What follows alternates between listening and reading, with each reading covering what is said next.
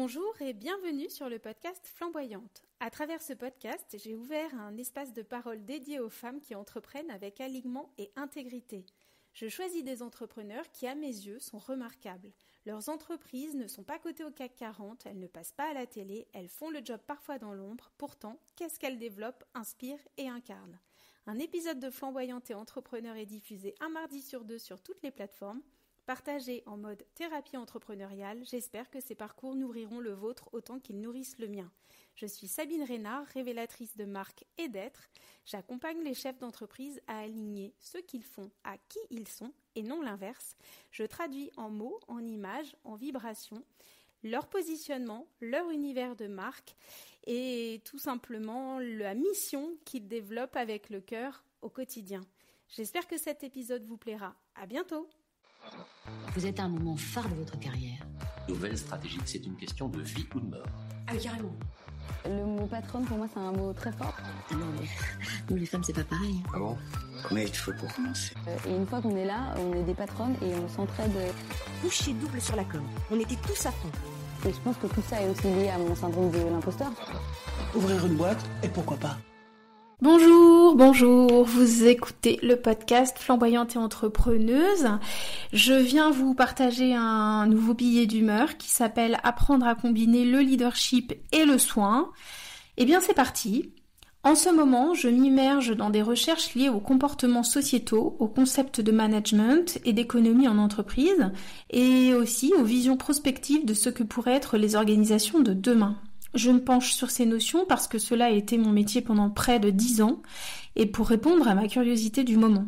Étonnamment, certains de mes clients ont quasiment les mêmes réflexions et me missionnent pour les rendre tangibles afin de les diffuser en interne auprès de leurs propres clients.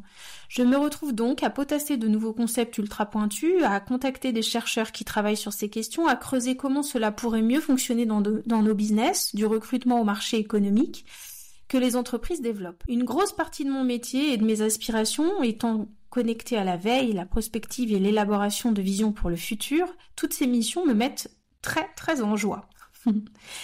J'en viens à ce que ces explorations m'ont amené à mettre en lumière. On peut, et il est nécessaire, combiner le leadership, donc alors je vous donne la définition du leadership, c'est le charisme naturel de certaines personnes qui ont la capacité de mener, d'entraîner d'autres individus ou organisations. Je pense qu'il est très important de combiner le leadership et le care. Je vous donne la définition du care.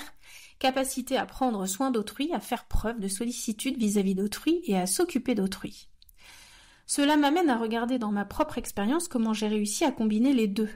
S'il y a une chose dont je suis certaine, c'est que je suis une super maman. C'était loin d'être gagné il y a un peu plus de 17 ans quand j'ai mis au monde mon premier enfant. Très clairement, j'étais prise de panique, je débordais d'amour pour ma fille, mais je ne savais pas comment me comporter. J'avais tellement peur de n'être pas assez que j'étais beaucoup trop. Trop gouvernante, dans le sens presque autoritaire, envahissante, fusionnelle. Pourtant, ma seule intention était le soin.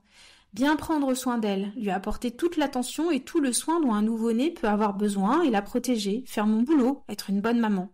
Je me suis mis une pression d'enfer, à tel point que je m'en suis rendue malade. J'ai poussé l'excès jusqu'à ce que ma fille, vers l'âge de 2 ans, s'éloigne, me repousse, qu'elle fasse des colères si fortes que cela a mis une distance entre nous.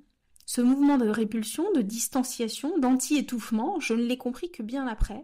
Depuis, j'ai adopté un tout autre modèle avec ma fille, je lui apporte mon aide lorsqu'elle en exprime le besoin, je lui laisse le champ libre dans un cadre défini qui s'étend plus elle grandit. Tout ça, tant qu'elle ne se met pas en danger, se respecte les autres et son environnement. Ainsi, je lui assure ma présence, un cadre sécurisant et me tiens prête à la soutenir et l'épauler si nécessaire. Et je dois dire que ça fonctionne vraiment à merveille. Elle se sent reconnue dans sa capacité à entreprendre et à faire les choses selon ses ressentis, et ses besoins de sécurité, d'autonomie, d'engagement et de liberté sont respectés. Tout ça pour dire que l'on a tout autant besoin d'apporter du cadre et du soin, que l'autre a besoin de se sentir guidé et enveloppé dans une certaine mesure selon sa personnalité. Vous l'avez compris, je fais le parallèle entre la nature d'une relation au sein d'une famille et la nature d'une relation au sein de l'entreprise. D'ailleurs, cette semaine, une cliente dont je suis proche m'a confié qu'elle aimait ma présence maternelle, que cela lui apportait de la confiance dans le développement de son entreprise, comme elle aimait mon énergie et ma capacité à l'emmener hors des sentiers battus.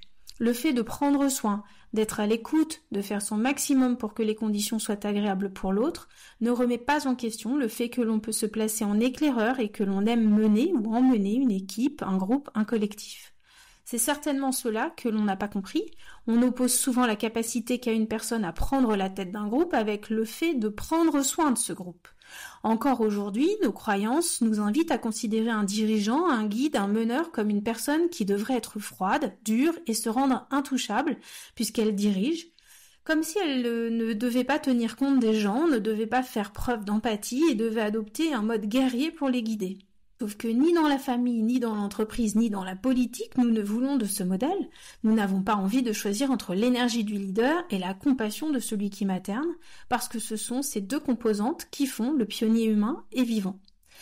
On peut additionner la prise d'initiative, la responsabilité, le mouvement avec l'écoute, l'attention et la co-création. Je déteste l'autoritarisme tout autant que le manque de considération et il me semble que je ne suis pas la seule. Je suis persuadée que l'on peut être puissant, puissante et doux, douce, sans écraser les gens.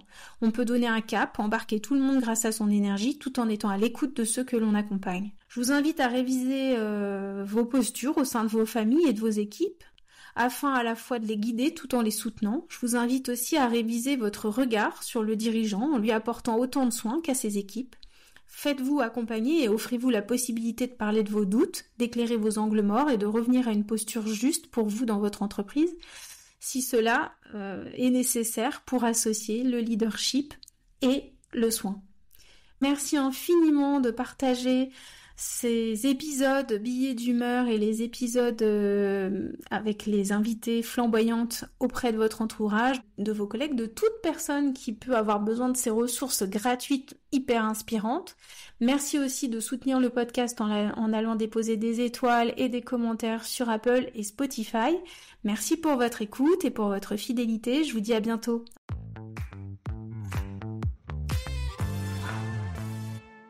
J'espère sincèrement que cet épisode vous aura inspiré et nourri. Si vous avez aimé cet épisode, je vous remercie de soutenir Flamboyante et Entrepreneur en vous abonnant, en allant déposer des étoiles et un commentaire sur Spotify, Podcastix ou Apple Podcast, en partageant l'épisode sur vos réseaux ou encore en invitant votre entourage à l'écouter. Si vous souhaitez me joindre, si vous voulez découvrir mon approche ou encore lire mes 3 livres publiés aux éditions Marie-Claire, retrouvez-moi à sabinerenard.com. Rendez-vous le mardi toutes les 2 semaines à 7h sur toutes les plateformes pour un nouvel épisode. À bientôt!